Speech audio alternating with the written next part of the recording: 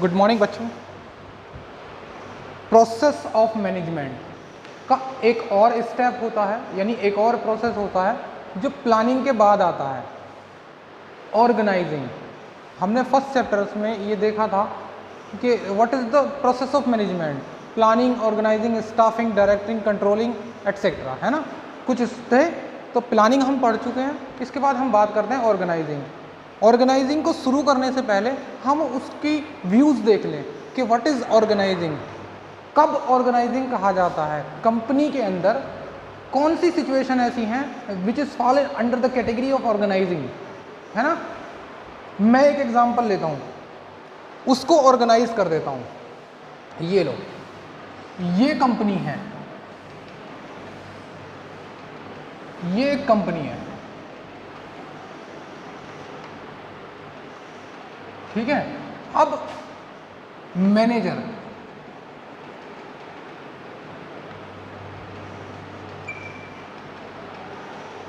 इसने क्या करा होगा, कंपनी तो रन हो गई, स्टेबल हो गई, मतलब रन नहीं, डॉक्यूमेंट्री तैयार हो चुकी है। इसने क्या किया, रिसोर्सेज इकट्ठी की इसको वर्किंग में लाने के लिए। भाई on the paper company have been established, है ना, but for making a run of this company we have to arrange the some resources, and arrange करने के बाद हमको उन्हें ऑर्गेनाइजिंग करना है। तो पहले मैं अरेंज कर लूँ, एक ज़मीन भी हमने खरीदी, है ना, और उस पर बिल्डिंग भी हमने खरीदी, और इन सब को करने के लिए फाइनेंशियल यानी पैसे की इंतजाम भी करा, है ना, तभी तो ये सब संभव हो पाया होगा। कंपनी के लिए इस मैनेजर ने एफर्ट लगाए, पहले तो प्लानिंग कर चुका है ये सब कुछ, है ना, तभी तो उसने ये सब यहाँ तक आया। इसके बाद इसने कुछ डिपार्टमेंट बनाए, ये लो, ये department, account department, technical department, manufacturing department, है ना, sale department and planning department, या कुछ और डिपार्टमेंट ले लेते हैं आप, या तो मान लेते हैं ये ऐसे ऐसे डिपार्टमेंट बनाए, डिपार्टमेंट बना दिए, चीज़ों को अरेंज तो कर लिया, लेकिन अब उनको ऑर्गेनाइजिंग करना है। यानी इसने पैसा, ज़मीन और व्यक्ति, इसके पास इसने लोगों को बुलाया भी, ये लो, बहुत सारे लोग भी आए, अपॉइंट भी हो गए, ये सभी, है ना, दिस हैव बीन अपॉइंटेड।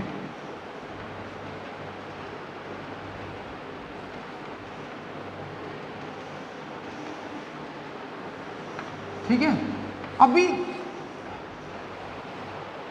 इनको रखा गया। अब मुझे बताओ, ये सब अलग अलग टैलेंटेड होंगे, कोई साइंस से होगा, कोई आर्ट से होगा, कोई बिजनेस मैनेजमेंट से होगा, कोई अकाउंट डिपार्टमेंट से होगा, सबकी अलग अलग क्वालिटी है। तो इस मैनेजर की ड्यूटी है कि इन डिपार्टमेंट को इसे असाइन करना है, इसको फिक्स करना है, इन सबको बैठाना है।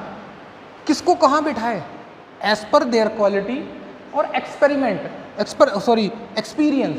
एज पर देयर क्वालिटी और experience and skill. Mr. Manager have to appoint on their respective post और respective positions, है ना, या respective work, इसको बिठाना है। मगर मैं साइंस वाले को यहाँ बिठाऊँ तो दिक्कत हो जाएगी, अकाउंट वाले को टेक्निकल में बिठाऊँ तो काम नहीं कर पाएंगे। यानी इस मैनेजर की जो एफर्ट है वो इस बात पर है कि इन सारी रिसोर्सेज जो इसके पास हैं, ज़मीन है, बिल्डिंग है, और ये लोग हैं, ह्यूमन रिसोर्सेज, ये क्या है, ये ह्यूमन रिसोर्सेज हैं, ये लैंड रिसोर्सेज हैं, ये बिल्डिंग रिसोर्सेज हैं, ऐसी ऐसी बहुत सारी रिसोर्सेज है। टेक्निकल रिसोर्सेज भी होंगे, जो मशीनरी वगैरह हैं, जो टेक्निकल वर्क करते हैं। तो इसके पास बहुत सारी रिसोर्सेज मिल गई मैनेजर को।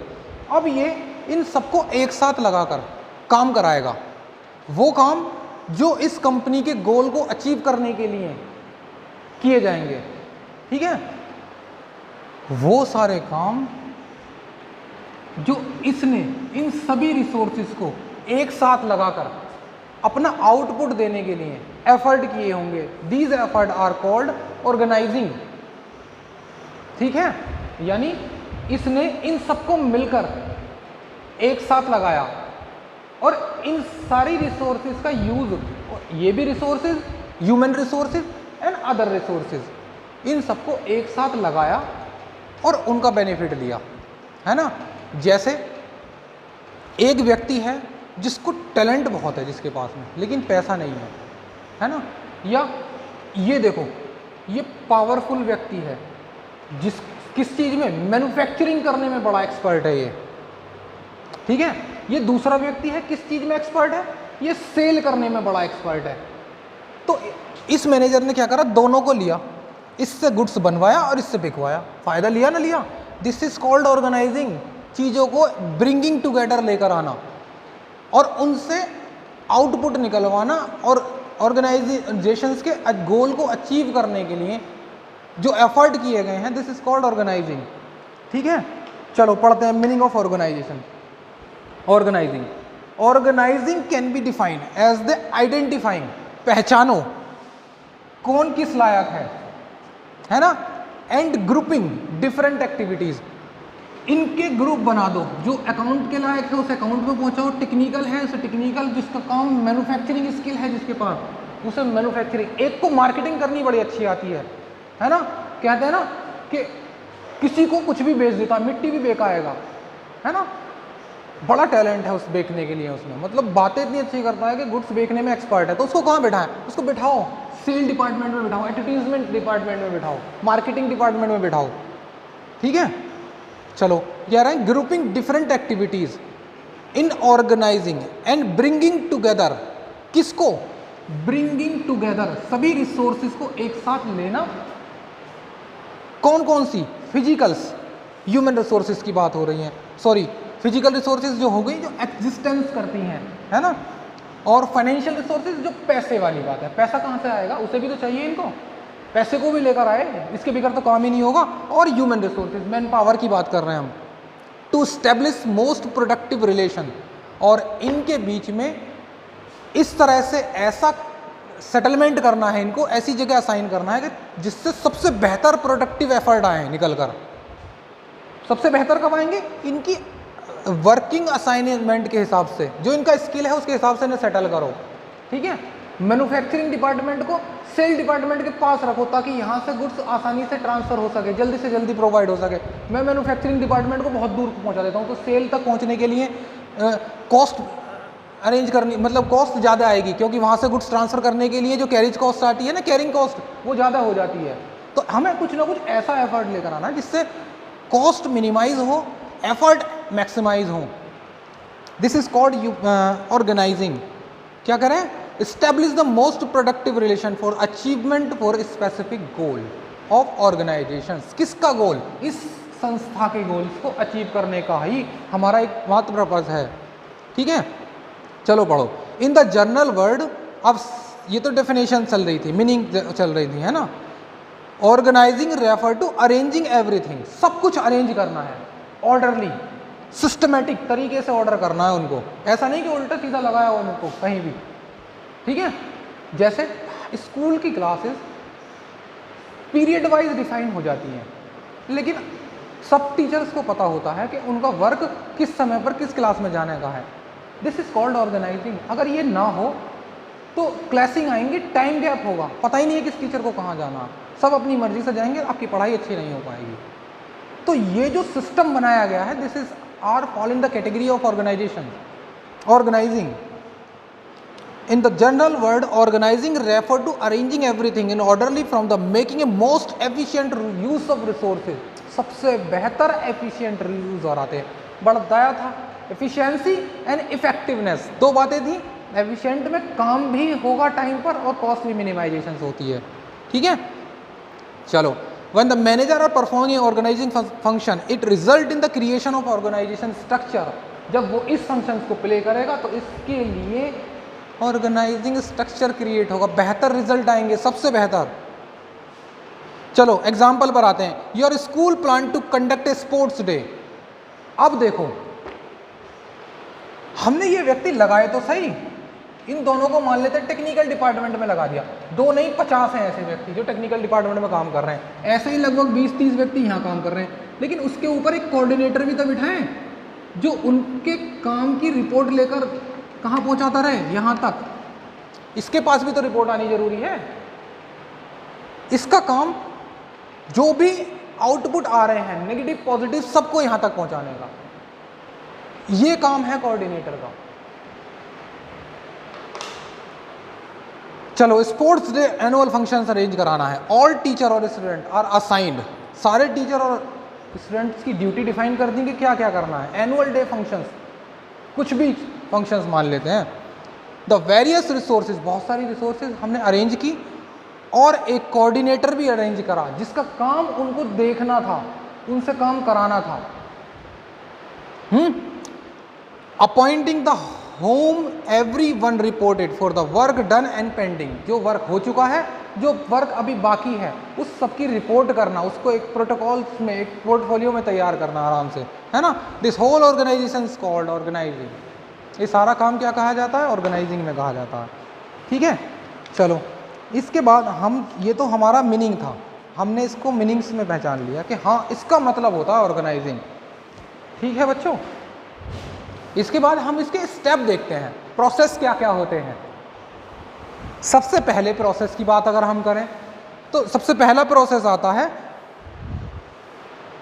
आइडेंटिफाई करो कौन किस लायक है, कौन सी यूनिट को कहाँ स्टेबल करना है, कौन सी रिसोर्सेज का कितना इस्तेमाल करना है, कब करना है।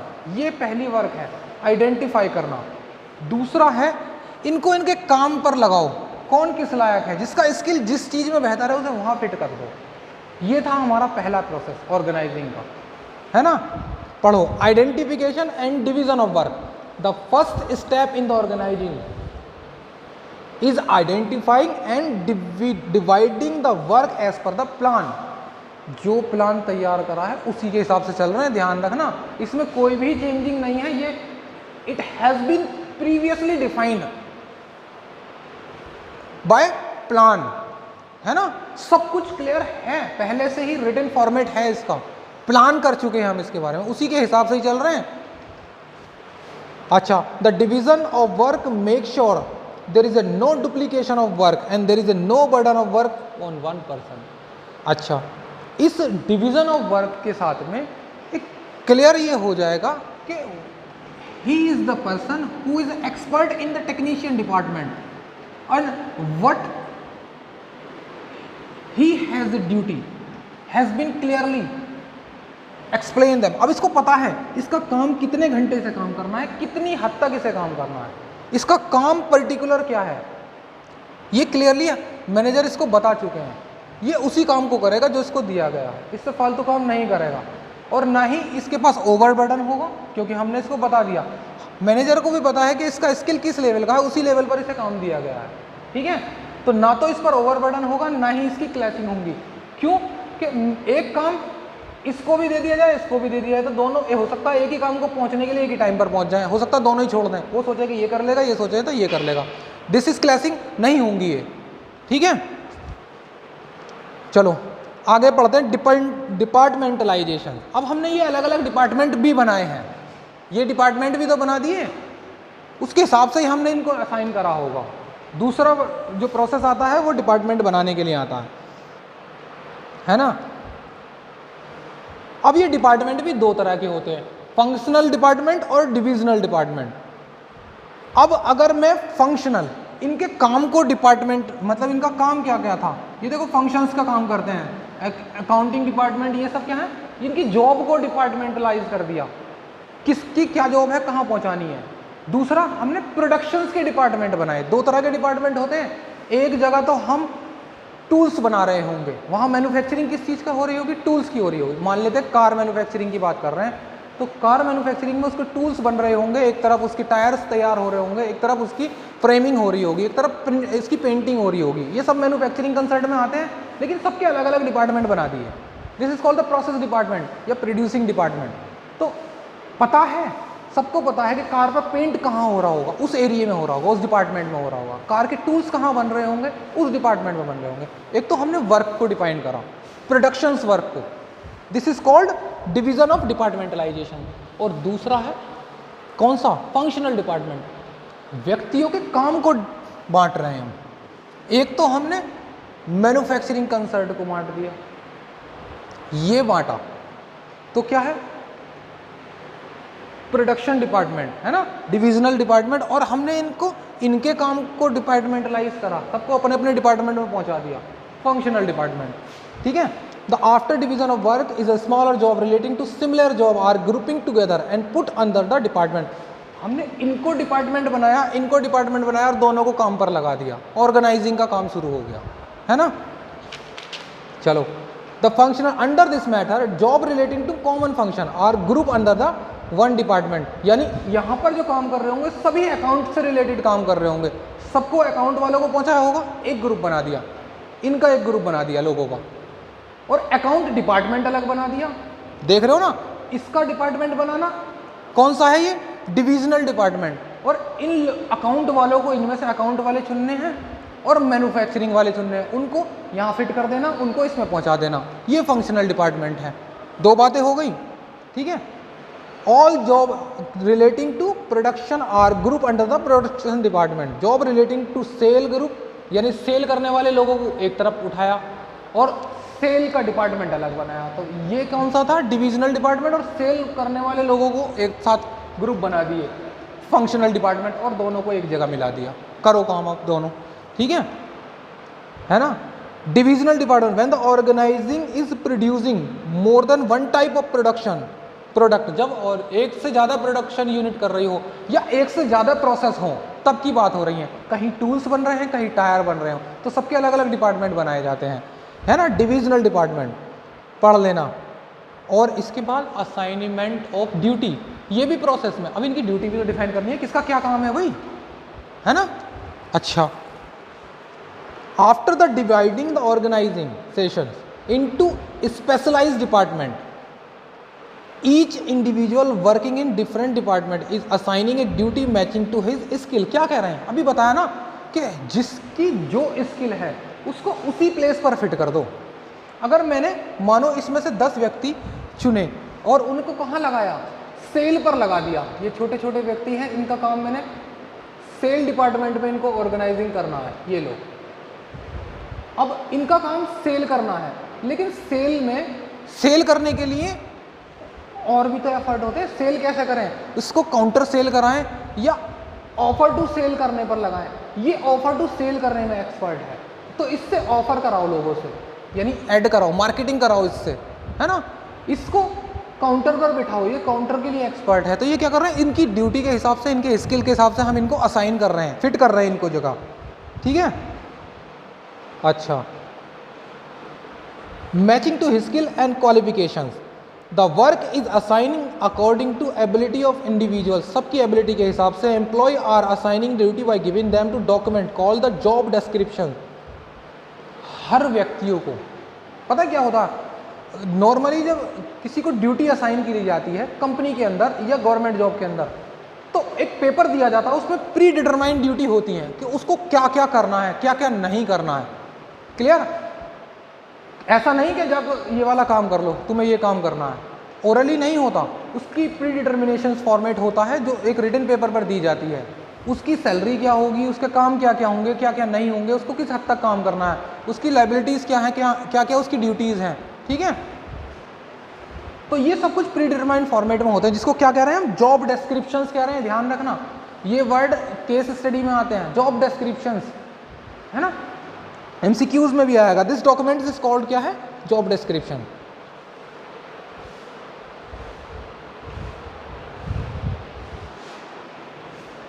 लास्ट पर आते हैं, establish in reporting relationship after grouping activity in the different department. यानी अलग अलग डिपार्टमेंट में इन ग्रुप्स को फिट करने के बाद the employee has to perform the job. To perform the job every individual needs some authorities. अब कुछ काम करने के लिए मैंने इस व्यक्ति को, मान लेते हैं इस व्यक्ति को मैन्युफैक्चरिंग डिपार्टमेंट में बिठाया, कर दिया ना, जॉब असाइन कर दी इसकी। लेकिन इसको एक मशीनरी के साथ काम करना है। सोचो, मैंने इसको मशीनरी के साथ काम करने के लिए तो लगा दिया, लेकिन इसको अधिकार नहीं है मशीन को चालू करने का। अगर मशीन चालू मिलेगी तो काम करेगा ये, इसका मतलब तो ये चुप बैठा रहेगा मशीन अगर काम नहीं कर पाई। मतलब मैंने इसको अधिकार नहीं दिए। मैनेजर ने इसको सिर्फ काम करने पर लगाया तो सही, लेकिन इसके अधिकार ही नहीं है कि ये मशीन को चालू कर सके या मशीन में कुछ जो भी वर्किंग है उसको थोड़ा सा अपने हिसाब से हैंडल कर सके। अधिकार भी देने जरूरी होते हैं। This is called authority. Responsibility तो दी हमने इसको, क्या कि तुझे इस मैन्युफैक्चरिंग कंसर्न में काम करना है और मशीनरी के साथ काम करना है, ये तो रिस्पॉन्सिबिलिटी है। लेकिन अथॉरिटी, अधिकार नहीं है इसके पास। पता है इसकी हालत कैसी है? अथॉरिटी और रिस्पॉन्सिबिलिटी का मतलब अभी आगे हम दोबारा पढ़ेंगे क्या है इसका मतलब। बहुत ही ज़्यादा इंपॉर्टेंट टॉपिक है ये दोनों ही, है ना। इसके बारे में डिस्कस करेंगे अभी। तो इसको अधिकार तो दिए, सॉरी अधिकार नहीं दिए, काम करने की जिम्मेदारी दे दी, है ना। पढ़ते हैं इसको। The job and to perform the every individual need the some authority. हर व्यक्ति को उसको अधिकार भी की जरूरत होती है। So in the fourth step of organisation process is individual are assigning a some authority matching to the job. जो वो काम कर रहा है उसके रिगार्डिंग उसको अथॉरिटी होनी जरूरी है, ठीक है। They have to perform the assigning of authority resulting the creation of superior subordinate relationship and question to who report to whom. अब देखो, मान लेते हैं ये ग्रुप्स लगाए हमने, कहाँ पर? सेल डिपार्टमेंट में। इनका काम क्या था? बेचने का। इसका काम क्या था? रिपोर्ट करने का, है ना। किसको? मैनेजर को जाकर रिपोर्ट करेगा ये, है ना, कि ये सेल कर रहे हैं ये लोग। और साथ में इसको ये भी तो अथॉरिटी दी कि इनसे काम कराएं, इन लोगों को ऑर्डर दें, अगर काम नहीं करते तो ऑर्डर दें। ये क्या करा गया? इसको अथॉरिटी दी गई, अधिकार दिए गए काम कराने के, इनको ऑर्डर देने के। अगर काम नहीं करते हैं तो टाइम पर काम पूरा करें और जितना काम हो रहा है उसको रिपोर्ट करें। This is the fall in the category of establishing reporting relationship. इनके और इनके बीच में क्या रिलेशन है? ये सुपीरियर है और ये सबॉर्डिनेट है इसके लिए, जो अंडर द काइंड कंट्रोल काम कर रहे हैं जिसके, इनके लिए ये कौन है? सुपीरियर, और इसके लिए ये कौन है? सबॉर्डिनेट। बात खत्म। The assignment of authority resulting the creation of superior subordinate relationship and question of whom reported to whom is clarified. Who reported to whom, है ना। क्या है ये? जो रिपोर्ट करेगा, ये रिपोर्ट किसको करेंगे? उसको। और ये किसको करेगा? इसको, भाई साहब को, है ना। अच्छा, with the establishment of authority managerial hierarchy get the creation of chain of command. Principle of scalar chain follow, पढ़ा था हमने प्रिंसिपल ऑफ स्केलर चेन, है ना। This hierarchy establishment of authority also help to creation of managerial level. चलो, ये तो पिछले chapter की बात आ गई ना। एक्चुअल में ये कोऑर्डिनेटर है या सुपरवाइजर कहेंगे इसको। ये इसको रिपोर्ट करेंगे, ये अपने डिपार्टमेंट मैनेजर को रिपोर्ट करेगा सही मायने में तो, और डिपार्टमेंट मैनेजर किसको करेगा? इसको। तो ये तो पिछले चैप्टर की बात आ गई, ठीक है। तो ये थे हमारे ऑर्गेनाइजिंग प्रोसेस, ठीक है। बस इतना ही करना बच्चों इसकी वीडियो में, बाकी करेंगे नेक्स्ट वीडियो में, ठीक है।